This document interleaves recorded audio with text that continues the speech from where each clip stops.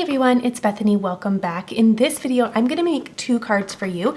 Simon Says Stamp did send me over some really fun product from their latest release, and I'll have everything linked below. But we're going to start out with this cute little bunny die. It comes with 2 dies. One is a background die, and the first one has more of the detail on it. So one thing that I want to do is make something super colorful, and I'm excited to bring a really fun color combination to this card. So what I want to do first is I want to take that background and I'm going to cut that out 3 times. I'm going to do a little bunny trio here, but I'm going to cut that out 3 times out of this white cardstock. How cute is that? It's so sweet. And then what I'm going to do is I'm also going to cut out the little middles because I want to use the little bellies. As you can see on that more detailed die, I'm just going to use the little belly part to do a little inlay a little bit later on. So just the background and the bellies out of that white, and then I have my colored cardstock, and I'm going to do that detailed bunny out of each of these colors. And I love this color combination. It's so pretty. I think they complement each other really well, and I'll place details down below. Okay, another thing I'm going to do with that first color that I used is I'm going to cut out 2 sets of the insides of the ears to go on the other 2 bunnies that aren't that same color. And now it's time to glue everything together. So I have some liquid glue. I have a favorite liquid glue that I just adore. And I bought these little tiny bottles that are really helpful for getting really precise little dots of glue. And we're just gonna glue these to the white background pieces so that we can see those backgrounds coming through. And I will tell you that I was thinking about filling in the nose and the eyes, but I tried off camera with a couple colors and it just wasn't working. So we're gonna go ahead and just leave those with that white background poking through. So here are the 3 little bunnies, and the next thing that I want to do, and this is completely optional, but I am going to, again, I cut out those little bellies, so I am going to do a little inlay and just pop those right into those little areas just like you would a puzzle. Again, this is very optional. If you want to just use the white see-through portion, you totally can. I just like the look of an inlay. I think it's really pretty. And then the last step on gluing these little bunnies together is, of the 2 bunnies that are not this peach color, I'm going to do a little inlay of the ears just to give a little pop of color in those ears. And that first bunny, I just skipped it because I wanted to have that contrast of the ears, so I just did the white. Now I'm grabbing a gel pen and I'm just adding some accents just to bring some interest and some depth to each of these little die cuts. Just a simple little line, a couple little dots just to give a little highlight to each one. Now I'm bringing in a panel. This is 80-pound cardstock, and I'm trimming this down to 4 by 5 1/4. And this is going to give me a starting point for the next step. I'm going to create a really fun background with some ink. So what I want to do here real quick before I create my background is just get an idea of how much space I have to work with. So I'm laying out my little bunnies just to give me an idea of how big they are compared to my panel. And the next thing I'm going to do is pull the coordinating colors in the ink. So these are the exact same colors as the cardstock. So you can see me matching them up right now. And what I'm going to do is I'm going to do kind of a tone on tone look, but I'm going to use my blender brushes to ink blend a fun little backdrop. So first with this nectar color, I know that nectar little bunny is going to go on the left, so I'm just giving a little kind of glow on the background just to make it interesting, just so it's not flat in the background. I thought we could have some fun with some color. This is super subtle, very soft, but it's going to end up being really fun. Again, I'm going to come in with the honeysuckle, which is going to be that middle bunny, and then finally my final color is over on the right side. Then what I do is I grab my other blender brushes and I just start blending all the colors together. So I just kind of grab each of the brushes that I had worked with, kind of create some transition points just so that it kind of flows together a little bit better. Now I noticed that I was a little bit off center, so what I'm going to do is just center that up by taking another little bit off. So the final dimension of this card is going to be 5 by 3 3/4. I just took another 1/4 inch off the, I think it was the left maybe, and then the top. I wanted more of space on the bottom because that's where my sentiment is going to go. I'm bringing those same color inks right back in and I'm going to water them down a little bit.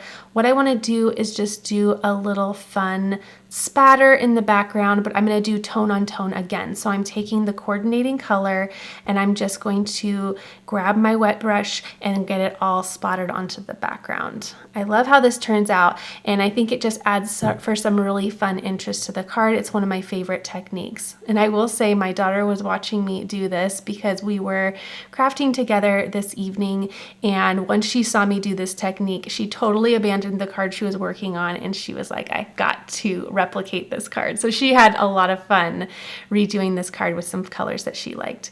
I'm going to grab an old stamp set that came out last year. I really like it and I'll link it below, but I wanted to use the sentiment from it. So I'm going to center that down in that bottom portion. Again, I left plenty of room for it to be tucked right at the bottom of the card. And I'm going to use a black ink. That way we have just some nice contrast. It's going to be very clean, very simple. So I believe this says you are always on my mind, or you're always on my mind. I just liked that this was a spring card, but I could use this for just about any occasion. I kind of like having cards that aren't necessarily birthday or happy spring, just because then they are more versatile to use. Now I'm going to bring in my score buddy. I'm going to do a landscape card this time. So I'll place my score mark at 4 1/4. I'm going to do an A2 size card. An A2 size card is 4 1/4 by 5 1/2. And then I'll just go ahead and press my little center down and magnetize this to my mat so that I can get my panel all attached. I'm going to use some foam tape just to add a little bit of dimension. I'm going to peel off the back and then I will just center that on my card. And I love the pop of this peach color behind. It's so, so pretty. And then I can bring my bunnies in. And I was trying to decide if I wanted to add some foam adhesive to further pop these up. I asked my daughter and she was like, nope, I think flat on the card, and I completely agree. I think it's really nice because it makes it really clean. And if I were to pop them up, which you can, but you would have kind of a shadow behind, and I really wanted to showcase the tone on tone look of those backgrounds that I did. So having them right on the card, it really, really helped just to bring it all together. My daughter's helping me with this. She's enthralled with this idea, so she's very excited to start on her own card in just a bit. Okay, now what I want to do is I'm going to add some sequins, but I couldn't quite decide which ones I wanted to do. So I brought my dewdrops in, and then I bought this other sequins in that I really like. My daughter decided that we should use this more peach sequins, and I couldn't agree more. I think it turned out really pretty. It's nice and subtle, but it's just a fun little sparkle that adds to the card. So all in all, this turned out really cute. I ended up actually taking one of the sequins off and just doing 2 sets of 2. I just liked the way it looked. It looked really good to me. Okay, let's go ahead and move on to our next card. Okay, here is the next stamp set that they sent over. I love this. This is so cute. And I'm also going to pull another collection that I have in my stash. This is a little nested egg die that I want to use to bring this card together. I'm going to use 80-pound cardstock. Again, I'm going to trim it down, but I'm referencing the little egg die that I want to use to make sure I have enough room, just so that I know how much space I need to work with. So I'm going to trim down 1/4 inch off of 2 of the sides, and then I'm going to tape my die into position. I'm creating a little window here, so I am going to position it accordingly because I also want some space at the bottom of the egg to do a sentiment later on. I'm going to run this through my Platinum 6 because it's a little bit of a bigger machine for this project, and there's the final little card. Okay, now I'm going to bring in that same color combination, and I am going to just trim down 1/2 inch strips because I'm going to do a fun little strip card where we just line up a bunch of colors and create a fun little colorful look.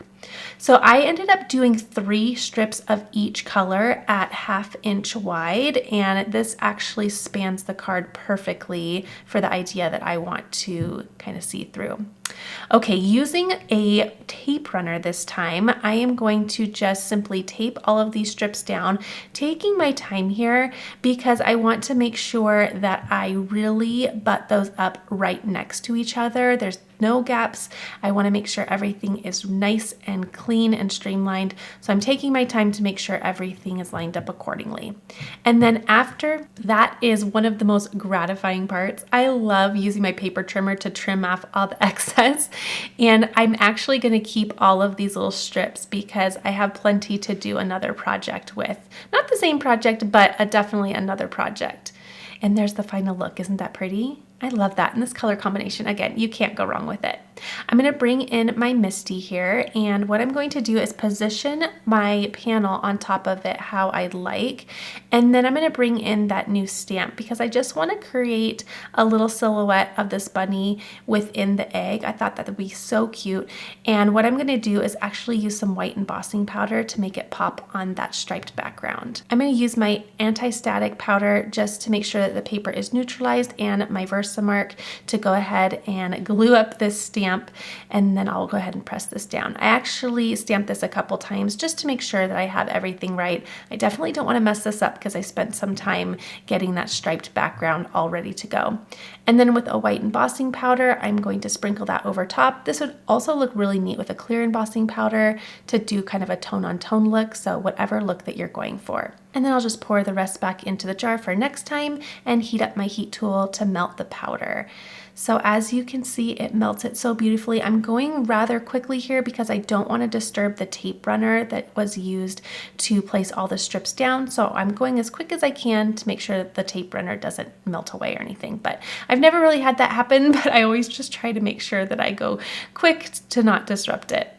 All right, I have 11 by 4 1/4 with 110 pound cardstock, and I'll place a center score at 5.5. Here is my top folding card this time, and I'm going to keep that score buddy out because it's going to help me position my panel onto my card base in just a moment.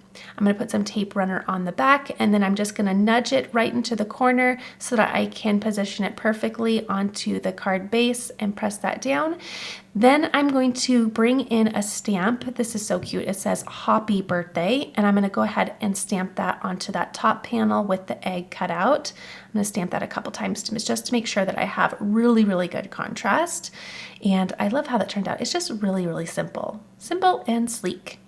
Okay, so you can do whatever you wish. You could use some foam tape if you'd like, but I just used some tape runner to go ahead and make a really clean and flat card. I liked how it looked, but a little bump up with some foam adhesive would be really pretty as well. All right, and then finishing off this time, I did do the dewdrops. I thought they were really pretty. They're nice and quiet, and I like seeing the cardstock poke through. They will dry clear as well once they're done. And there's the final card. Hope you enjoyed these cards. Be sure to check out the description box below for everything that I used to bring these together, and I'll see you in the next video.